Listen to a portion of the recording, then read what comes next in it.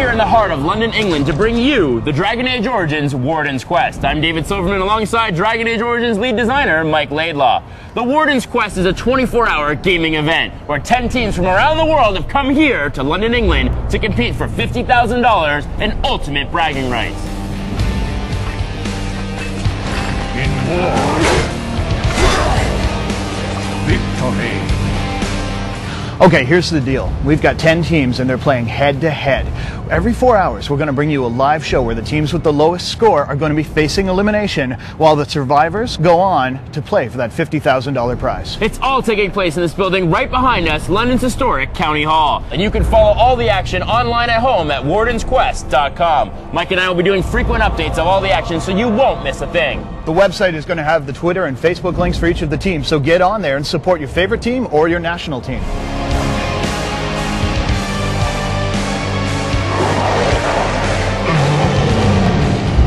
So there you have it, quick recap. 10 teams, 40 gamers, $50,000 prize, all happening in honor of BioWare and EA's upcoming release of Dragon Age Origins, hitting the stores next week. Dragon Age Origins Warden's Quest, live, online, October 28th, starting 3 a.m. Pacific, 10 a.m. GMT at wardensquest.com.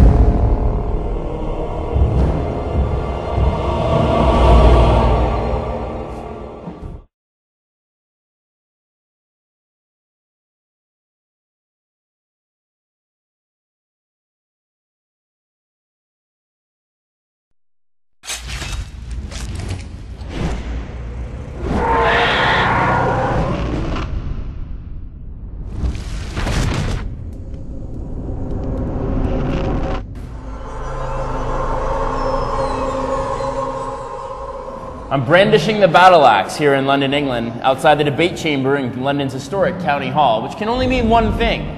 It's almost time for the Dragon Age Origins Warden's Quest, a 24-hour gaming event where 10 teams from around the world will be competing for the grand prize of bragging rights and $50,000.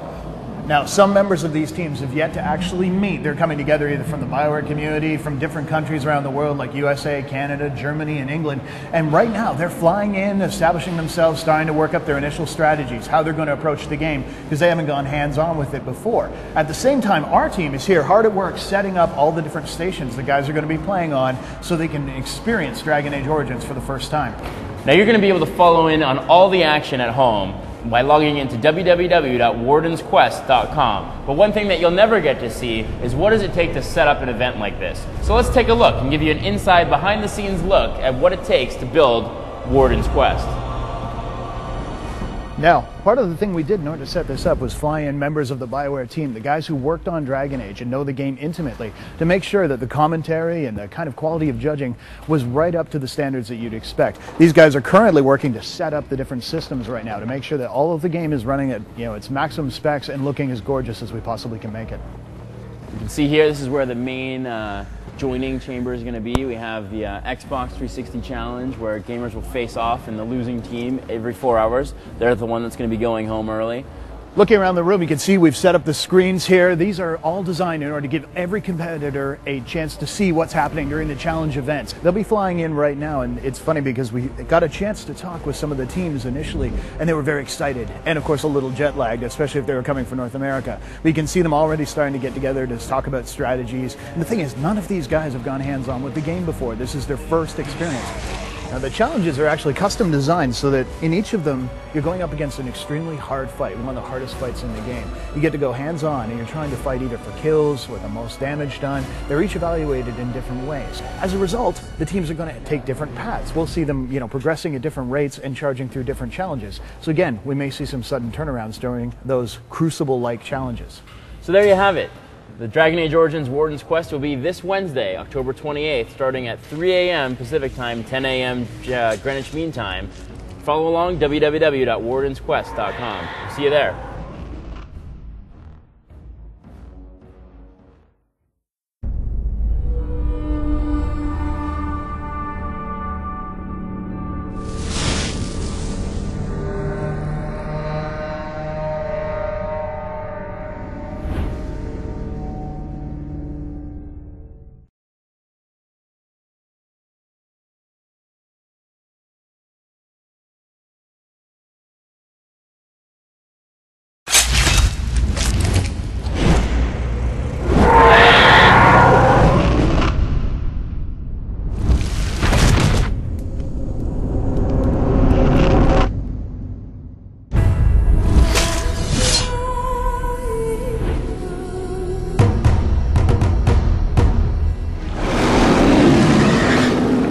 The job of a character artist is to take the concepts and interpret it into 3D models for the world.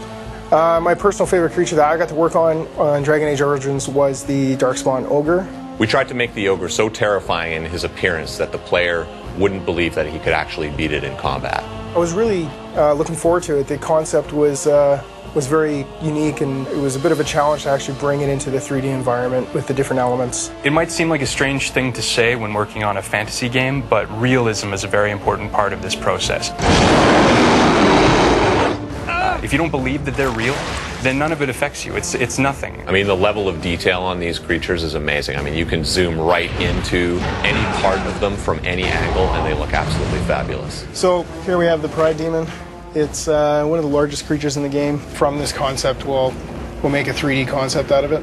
Once we do that, we'll take this basic mesh and we'll go ahead and paint a really detailed, sculpted model. We'll take this and we'll make a projection so we can get all these little details into a texture, and then place that texture onto the mesh that you saw before, and you'll get your finished model with all its texture and glory.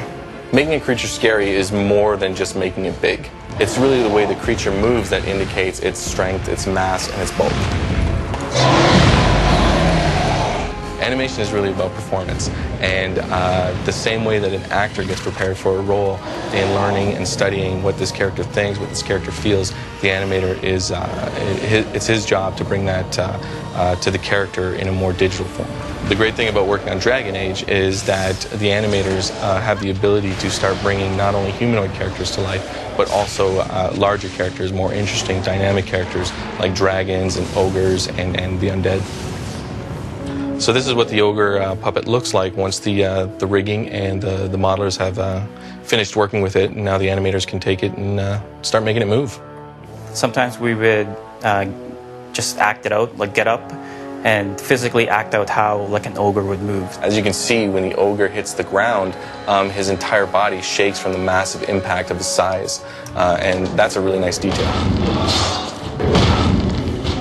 See the ogre finally in the game and working and animating and all its terrifying glory is actually it's quite surreal.